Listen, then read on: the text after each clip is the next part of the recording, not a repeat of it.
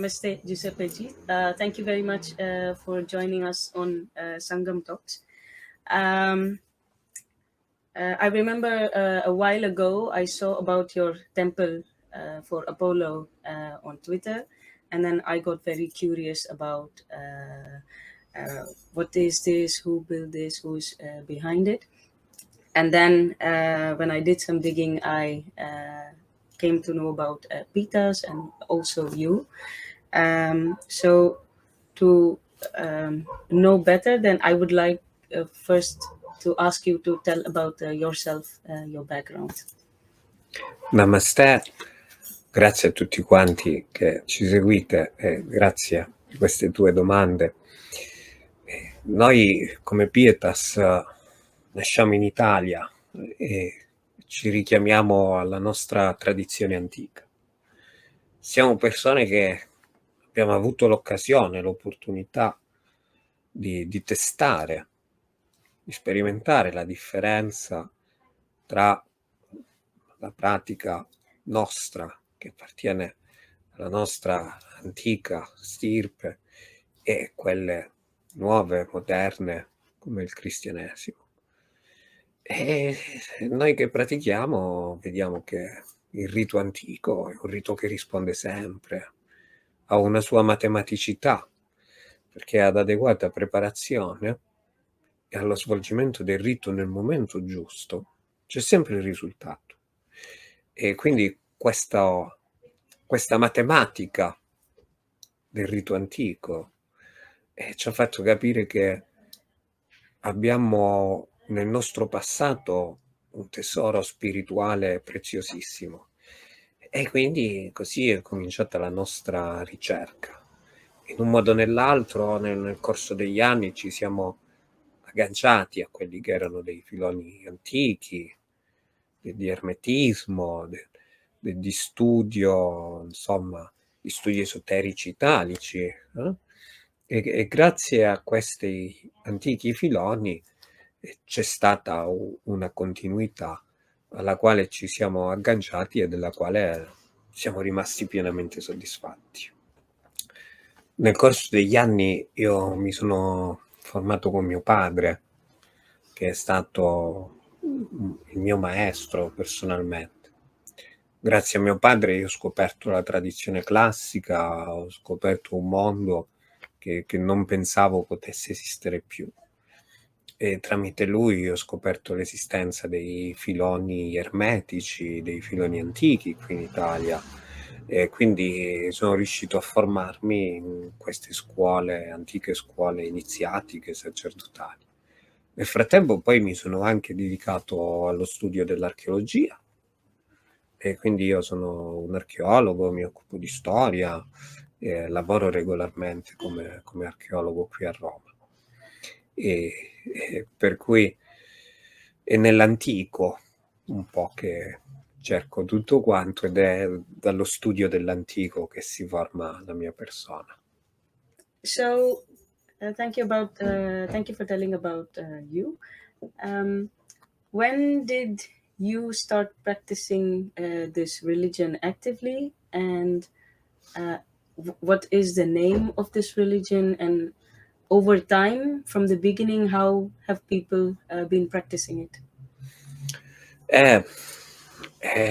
Sai, quando io ero ragazzo era quasi difficile poter praticare qualcosa di diverso dal cristianesimo. C'era una grande intolleranza verso chi non era cristiano, quindi ci si approcciava sempre in segreto a questi filoni. Poi per cui non prima dei 18 anni. Prima dei 18 anni non potevi avvicinarti, perché sennò poi c'erano persecuzioni, dicevano che si cercavano di deviare i giovani, e io dovetti aspettare proprio di fare 18 anni, ma quando io a 16 anni scoprii che mio padre faceva parte di questo mondo, io volevo partecipare, assistetti ad un rito ad Apollo, il dio del sole, durante un solstizio d'inverno, e da quel momento mi si è accesa una scintilla, come se la mia anima in quel momento avesse ricordato di essere legata ad Apollo, e quindi volevo assolutamente fare solo quel culto.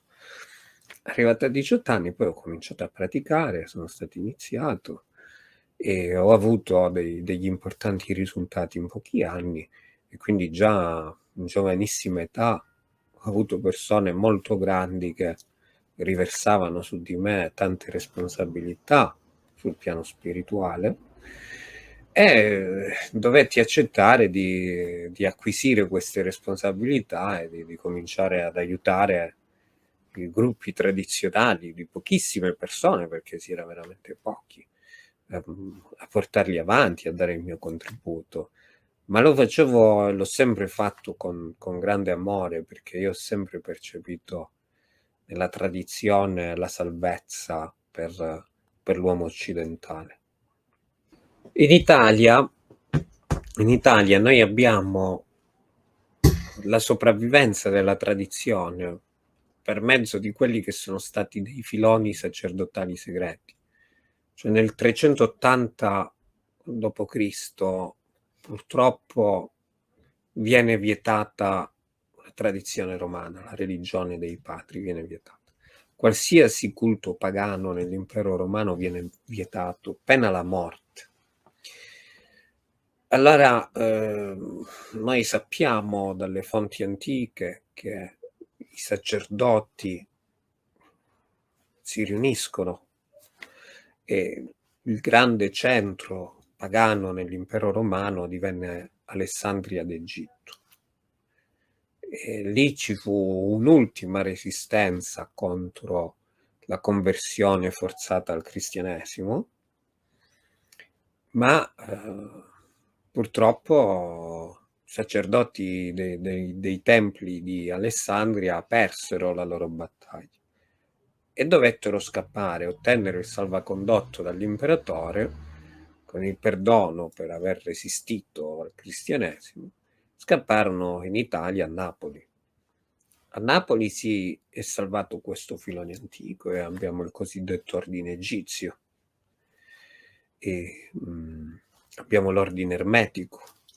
Egizio perché trae origini dai sacerdoti che erano scappati dall'Egitto, dove c'era stata questa resistenza, ma all'epoca l'Egitto era Roma. E poi ermetico perché si fonda proprio sul dio Hermes. Hermes, il messaggero degli dei, rappresenta il pensiero ed è un elemento fondamentale per salvaguardare la tradizione, fu proprio salvare il pensiero antico. Quindi in un modo o nell'altro in Italia, in Europa si è salvata questa tradizione, ma forse proprio in Italia più che in altri paesi del bacino del Mediterraneo, perché grazie a questa fuga, grazie a questi filoni che si crearono nella città di Napoli, ci fu la possibilità, l'occasione di salvarsi. What happened since the onset of Christianity? What happened to the religions before that? And what were the challenges that normal people faced then? Il cristianesimo purtroppo è stato imposto nell'impero romano.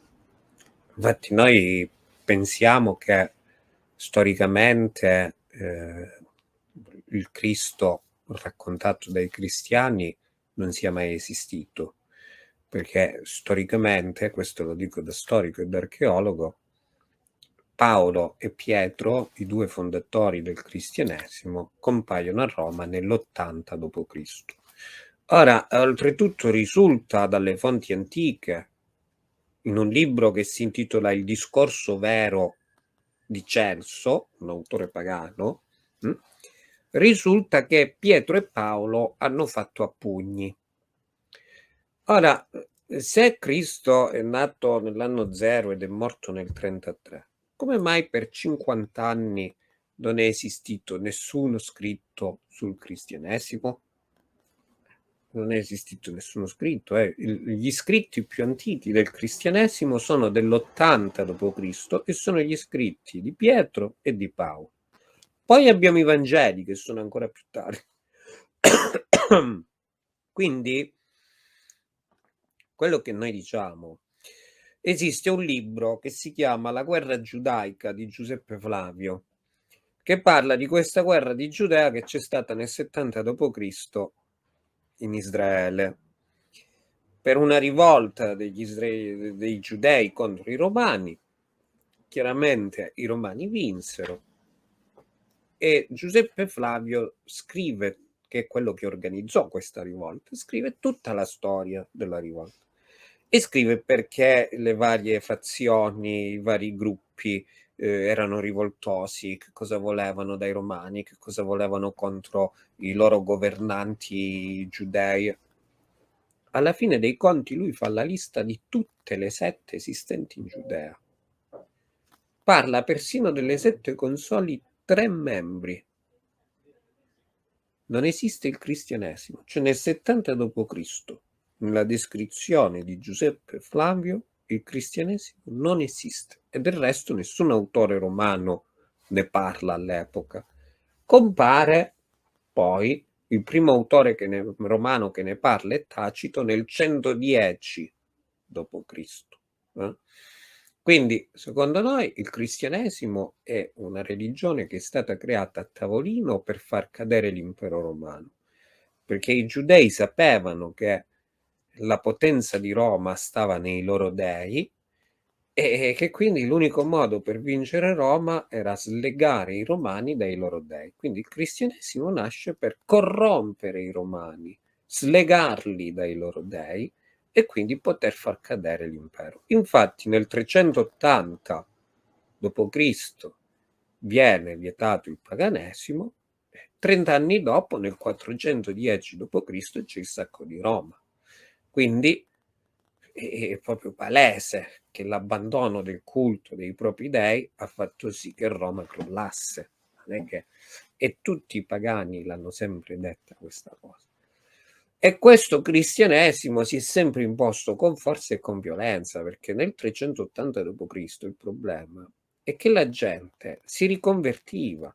Gli editti dell'imperatore Teodosio proprio sono volti contro i cosiddetti apostati, cioè coloro i quali dopo il battesimo si riconvertivano al paganesimo. Cosa significa? Il pagano, abituato al fatto che fa il rito e vede le sue richieste realizzate, quando si ritrova questo nuovo culto con queste nuove divinità, la Madonna, Gesù Cristo, la cosa, e vede che non vengono esaudite, ritorna al culto di prima. Quindi c'è un processo storico molto importante su questo fatto. Siccome tutti si riconvertivano al paganesimo, hanno imposto con la violenza. Perché è stato imposto il cristianesimo? Da una parte viene inventato da giudei e fenici, perché Paolo di Tarso viene da una città fenicia, mentre Pietro è un giudeo, per far crollare l'impero. Da un'altra parte poi ci sono stati imperatori come Costantino o come Teodosio che hanno spinto sul cristianesimo come religione unica per abituare il popolo all'idea un dio, un re. E questo è un processo storico che è avvenuto in diversi momenti, perché anche in Egitto, quando si vuole dare sempre più potere al faraone, che già era un dio in terra, si cerca di fare la rivoluzione di Amarna e di adorare soltanto il dio Aton, però la cosa non funziona. Ma per esempio in Mesopotamia all'improvviso si passa dal culto politeista al culto di Marduk, un unico dio, ma quando diventa la Mesopotamia un impero. Quindi ogni volta che a livello storico abbiamo avuto dei passaggi su un andamento di avere un unico sovrano, c'è stato il tentativo di scegliere un monoteismo, ma in questo caso parliamo di un monoteismo che non funzionava, anzi corrompeva, difettava le persone. Quindi, nonostante questo, il paganesimo è sopravvissuto nei paesini dove non c'era il controllo di polizia e si sono continuati a fare i riti, è sopravvissuto nelle opere letterarie, nonostante ci fosse stato l'ordine di bruciare tutti i libri, tutti i testi pagani che venivano bruciati, si sono salvati l'Iliade, l'Eneide, l'Odissea, che per noi sono testi sacri. Quindi nonostante la persecuzione dei cristiani, gli dei romani hanno salvato i loro libri. E poi si sono salvate anche quelli che sono stati questi ordini sacerdotali. Quindi è sopravvissuta anche la legittimità sacrale di iniziare, consacrare gli abiti, consacrare i cordoni rituali. E questo è importante perché praticamente nulla è andato perduto, tutto è riuscito a salvarsi nonostante il tentativo di oblio che il cristianesimo ha cercato di imporre. L'Italia è un paese che quando arriva il cristianesimo si spezza, cioè dall'impero romano arriviamo ad avere tanti piccoli staterelli e ci sta il Granducato di Toscana, il Regno del Sud Italia, lo Stato della Chiesa nel mezzo.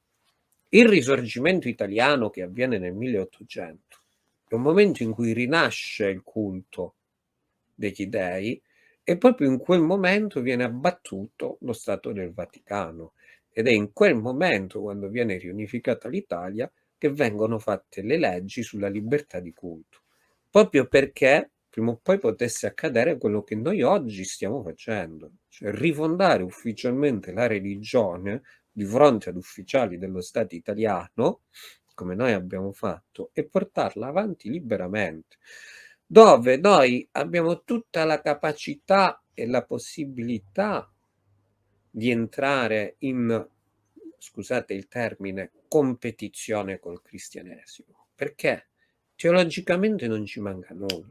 Platone è conosciuto in tutto il mondo, Pitagora è conosciuto in tutto il mondo, Marco Aurelio è conosciuto in tutto il mondo.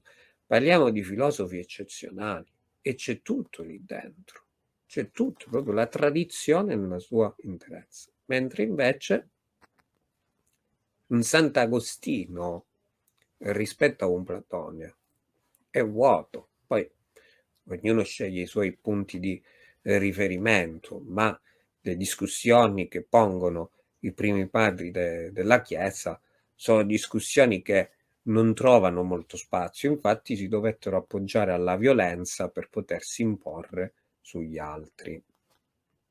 So, so far you said about what were some of the challenges faced in the past, but now I would like to ask you what are the current challenges that PETAS faces, even though people can still practice their religion of choice in open. What are the challenges that you face? Allora, noi siamo partiti 20 anni fa con una grande sfida, quella di promuovere e rivalorizzare la tradizione classica greco-romana in Italia e devo dire ci siamo riusciti. Adesso le nuove sfide, abbiamo costruito templi in tutta Italia e le sfide adesso sono quelle di continuare a costruirli, la sfida è quella di riuscire a interagire con le istituzioni italiane. Noi quando interloquiamo con i ministeri che si occupano del culto in Italia, la nostra sfida adesso è farci ascoltare e farci trattare con rispetto. È accaduto per esempio in passato una cosa semplicissima, una discussione per tentativi di comportamenti intolleranti nei nostri riguardi da parte di una struttura amministrativa dello Stato, anche se locale, comunale, ma noi non abbiamo fatto niente, nel senso che è andato tutto da sé, le persone all'interno, per esempio, contestavano alcune persone l'esistenza dei templi, ma noi abbiamo le leggi che ci tutelano e ci garantiscono, no? Quindi poi alla fine noi abbiamo scoperto che c'erano state delle discussioni, ma quelle stesse persone che cercavano di venire contro di noi e noi non lo sapevamo, cominciavano ad essere sfortunate. E allora poi c'era chi scherzava dentro gli uffici del comune e diceva: "Ma come vi mettete contro i pagani? Che sarete sfortunati, trattateli con rispetto". Da questi scherzi noi comunque leggiamo una volontà divina e quindi pensiamo che oramai gli dei vogliono che la religione classica ritorni in Italia. La grande sfida non è tanto costruire templi, non è tanto affermarsi. Oramai noi sappiamo parlare, abbiamo tutto, perché la cultura, la tradizione ce l'abbiamo. Alcuni di noi si sono realizzati perché hanno raggiunto quello che noi chiamiamo la quadratura del cerchio, cioè la separazione dell'anima dal fisico, e poi dall'anima hanno estratto il corpo intelligenza e dal corpo intelligenza hanno estratto il corpo spirito. Quindi ci sono i sacerdoti più alti della pietas che hanno delle capacità eccezionali. E quando hai raggiunto il contatto diretto con le divinità, i problemi che ti possono creare gli uomini sono delle sciocchezze, non sono dei veri problemi. Il vero problema è saper leggere la volontà degli dei. Il vero problema è riuscire ad essere sempre in linea con la loro volontà, perché gli dei a noi si sono manifestati in un certo modo e ci fanno delle richieste, ci dicono per esempio: vogliamo che costruite questo tempio entro il giorno tot. E come lo dicono? Nella stessa notte lo fanno sognare a più persone. E ad ogni persona danno un pezzo diverso dell'informazione e soltanto sentendo tutti quanti hai l'informazione completa. Vi faccio un esempio. Tanti anni fa mi telefona al mattino un praticante, mi dice: ho sognato che eravamo nel Foro Romano. Il Foro Romano è proprio il centro archeologico storico di Roma, dove c'erano i templi antichi. Dice: ho sognato che eravamo nel Foro Storico Romano e facevamo un rito. Vabbè. Poi mi telefona un altro e mi dice: ho sognato che eravamo al Tempio di Vesta, che è nel foro, ad accendere un fuoco. E vabbè. Poi mi chiama un altro e mi dice: ho sognato che mi dicevi che dovevamo tenere un fuoco in un tempio. Poi mi chiama un altro e mi dice: ho sognato che avevamo un fuoco eterno, che dovevamo sempre cambiare. Insomma, che succede? L'informazione era: vai al Tempio di Vesta nel Foro Romano il 1° marzo e riaccendi il fuoco sacro. Abbiamo consultato gli auguri, abbiamo tratto oracoli e tutti questi oracoli confermavano che la lettura era questa.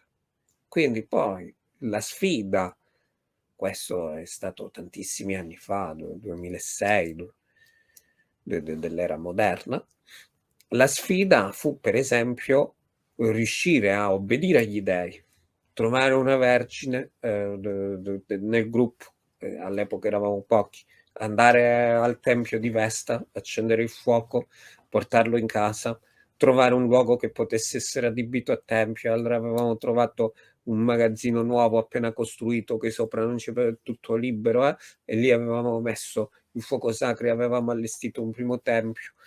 Queste sono le sfide: formare i sacerdoti, formare le persone che possono coltivare il sacro. E adesso abbiamo sfide importantissime: riuscire a formare i nostri giovani senza che vengano deviati dalla società contemporanea, perché in Italia c'è per esempio una distruzione perenne della cultura.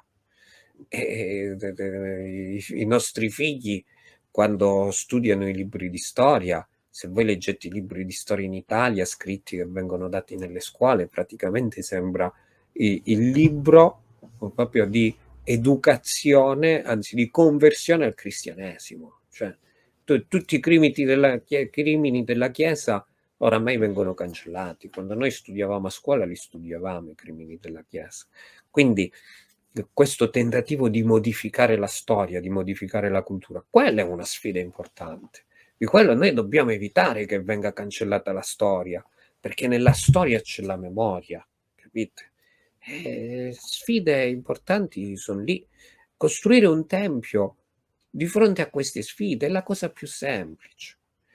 Della sfida di riuscire a formare le persone nella pratica, di portarle alla condizione della propria realizzazione. È una sfida che in passato siamo riusciti a vincere e siamo riusciti a formare delle persone molto evolute.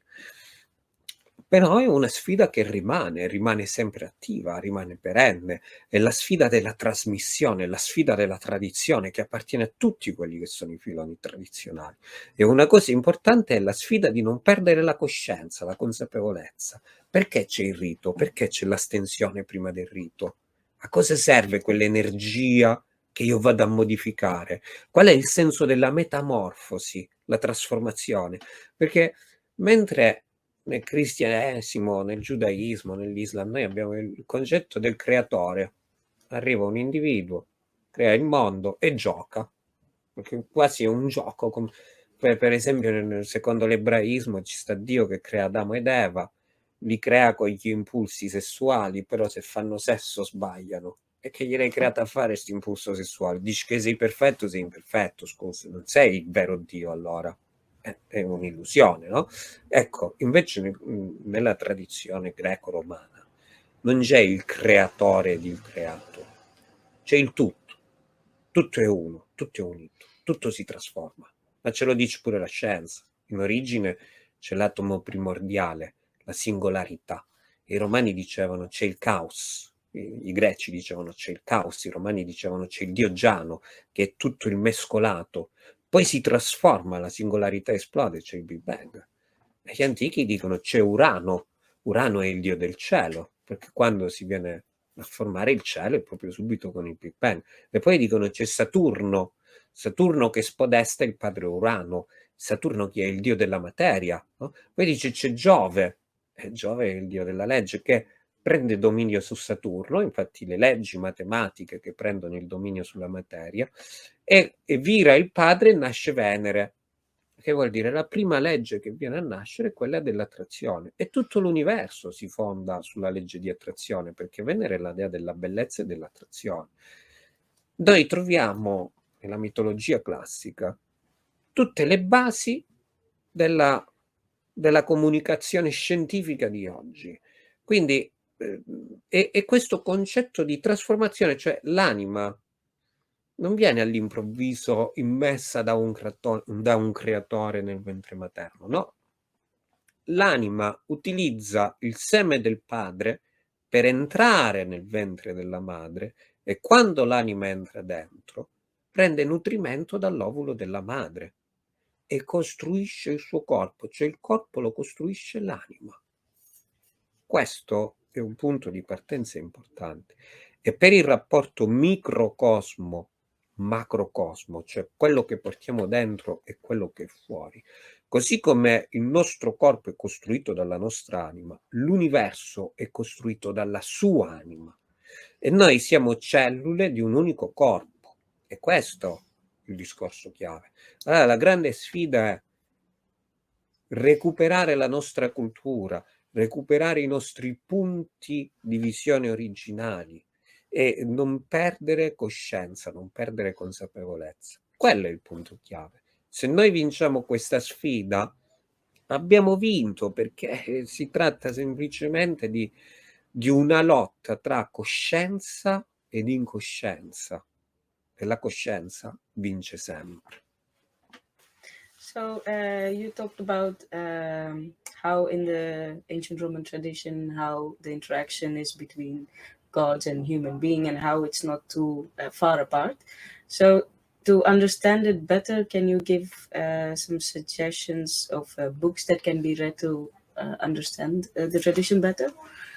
Sì, allora guarda, noi abbiamo un sito ufficiale che è www.tradizioneromana.org, che è il sito dal quale si può entrare e conoscere Pietas. Pietas è un termine che significa è il corpo dei sentimenti spirituali che avevano gli antichi romani, che fondamentalmente era il doveroso rispetto e amore che dovevano avere tra di loro due coniugi, e poi si riversava agli dei, alla patria e tutto il resto. Sapere quali sono gli dei romani, come funziona Pietas, qual è la sua storia, è facilmente possibile grazie a un libro che abbiamo pubblicato con la Mythology Corner, che si intitola proprio Pietas, an Introduction to Roman Traditionalism, che è sufficiente andare sul sito della Mythology Corner per poter visualizzare questo libro e anche poterlo eventualmente ordinare.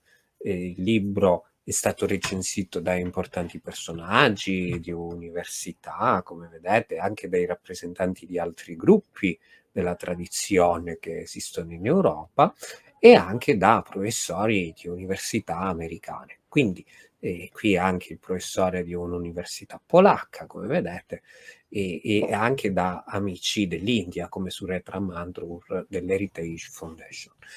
Noi abbiamo la possibilità di aiutare le persone a conoscere la tradizione greco-romana tramite i libri, tramite i video, e da tutto il mondo si può aderire a Pietas, quindi abbiamo soci negli Stati Uniti, soci in Canada, soci in Italia. Attualmente abbiamo all'incirca 1660 membri. Aderire a Pietas è libero e gratuito. Ancora noi non abbiamo fatto una attività di pubblicizzazione di Pietas, perché ci stiamo preparando ad avere dei santuari più grandi, dei templi più grandi per accogliere sempre più gente. Però per adesso bisogna dire che i piccoli templi che abbiamo sono visitati da tantissime persone, sono sempre pieni, quindi questo ci dà una grande soddisfazione e dobbiamo dire che da un nostro punto di vista vediamo la tradizione come qualcosa di vincente, perché appena facciamo un piccolo tempio subito si riempie di gente. Chissà che cosa sarà quando ricostruiremo i grandi santuari. Da poco abbiamo ricostruito un santuario ad Apollo con la Pizia che parla e dà gli oracoli di Apollo, quindi la cosa è stupenda perché stiamo ricreando la religione antica. Chiaramente da qui capisci un po' quelle che saranno le nostre visioni per il futuro. Okay. You've talked about the vision and the people that are involved. How can someone who want to reach out to you? How can they reach out to you? And what kind of support is needed for Pitas? And what kind of collaborations do you do with others? Allora, la nostra visione è quella di far sì che in Italia ci sia un recupero della tradizione, ricostruire i templi, i santuari come erano in antico e farli funzionare al 100%. Già adesso noi abbiamo persone che vengono al tempio per essere iniziate, praticano, hanno i risultati e vengono e hanno i passaggi di grado. Ci sono persone che vengono perché hanno avuto problemi nella vita quotidiana, hanno saputo di Pietas, vengono qui e risolvono i loro problemi, fanno una preghiera agli dei e vengono esauditi. E ci sono quindi persone che fanno delle preghiere particolari che si chiamano voti, cioè vengono, pregano gli dei, promettono un dono in cambio e quindi poi presso questi templi noi abbiamo tantissimi doni di tutte queste persone che vengono esaudite. E poi c'è gente che viene per sposarsi, c'è gente che viene per benedire i figli, per consacrare un oggetto da tenere in casa, che sia di buon augurio. E quindi c'è chi viene a chiedere un aiuto per purificare la casa o per purificare se stesso da qualcosa che si trascina dietro. E i templi devono funzionare. C'è anche chi viene a chiedere oracoli e ottiene le risposte dagli dei e così sa come comportarsi nel suo futuro. Tutti finora sono sempre rimasti soddisfatti. Quindi il tempio è uno strumento, è una struttura che funziona. Questo è importante. Per cui la nostra visione non può essere che quella di continuare a diffondere i templi, sapendo che ovunque creeremo templi, le persone avranno la possibilità di verificare che tutto quello che si fa nei templi funziona e poi metteranno a confronto. Tante persone quando vengono al tempio per la prima volta ci dicono: ma è incredibile, c'è più gente qui che in chiesa. E questa è una grande soddisfazione. L'altro giorno un ragazzo qui da noi in Italia pubblicava sulla rete una foto del Duomo di Milano.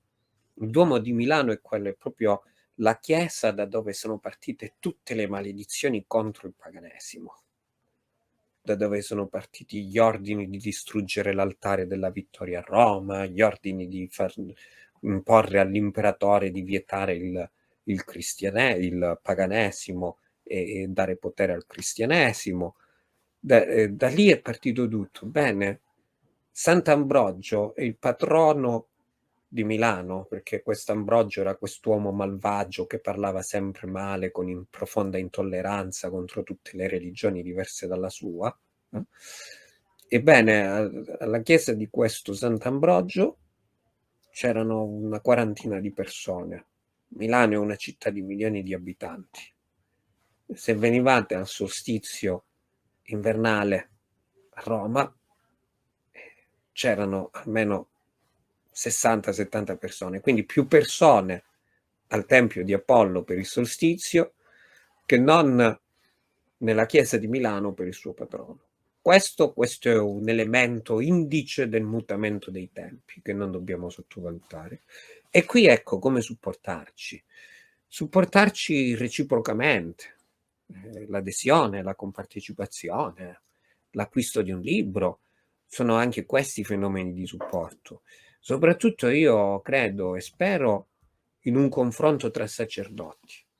Già noi, per esempio, a volte con Surendra Mathur dell'Heritage Foundation abbiamo fatto qualche confronto e lui è rimasto molto colpito di sapere che noi abbiamo dei computi astrologici antichi, grazie ai quali noi avevamo già previsto il giungere del Covid, cioè noi già sapevamo che ci sarebbe stata l'epidemia e abbiamo dei computi delle lunazioni che si ripetono ogni 28 anni e in questi cicli di 28 anni noi sappiamo mese per mese quale lunazione domina e quali sono le intelligenze divine che interagiscono per mezzo della luna in quel mese. Quindi poi la luna ha delle influenze che genera malattie, può generare eventi storici, può generare tante cose e quindi poi noi abbiamo gli strumenti per curare quelle malattie, per tutelarci dagli eventi storici che vengono smossi dalla luna in quel momento storico. Quindi confronti di questo tipo. Noi per esempio abbiamo una scuola terapeutica, Intuismo tra Ayurveda e altre dottrine è ricchissimo di terapeutica. Ma noi anche abbiamo una terapeutica antica, abbiamo la pratica dei templi di Esculapio e quindi creiamo delle catene di energia di praticanti che pregano e fanno guarire persone con malattie gravi. In chiesa guarisce uno ogni milione di persone e gridano al miracolo e noi il 90% degli ammalati che ricorrono ai nostri templi guariscono, quindi e non abbiamo bisogno di andare in giro a gridare miracolo, miracolo, quindi poi è un discorso di propaganda. Ecco. Confrontarsi, unirsi per contrastare la propaganda. E come contrastare la propaganda? Con la cultura del sacro, la cultura della spiritualità, la metafisica. La Chiesa ha distrutto la metafisica. La metafisica è una scienza che gli antichi crearono per lo studio di tutto ciò che è oltre la dimensione del fisico, ma che risponde a delle leggi matematiche ben precise. La Chiesa distrusse la metafisica per imporre la sua teologia superstiziosa. Bene, noi invece dobbiamo riportare i nostri sacerdoti a confrontarsi per poter dimostrare che la metafisica funziona, perché quando i nostri sacerdoti fanno il rito del novilunio, la loro anima si purifica e quando giunge una persona affetta da depressioni, da altri mali e noi gli facciamo fare una lunazione, quella persona sta bene, ecco, perché quel male veniva dall'anima ed è sufficiente un semplice regime nel giusto giorno al giusto orario, un semplice regime alimentare di castità di un giorno per guarire da una patologia che altrove ti danno 10.000 pasticche e non fai che peggiorare anziché migliorare. Quindi la metafisica, la terapeutica antica, sono cose che devono tornare ad incontrarsi. Dobbiamo salvaguardare la tradizione, riportando i nostri sacerdoti a confrontarsi e a riscavare quelle scienze antiche che stanno andando dimenticate, prima che sia troppo tardi. Thank you very much, Giuseppe G, for your time and for explaining everything. Thank you. Grazie a tutti voi.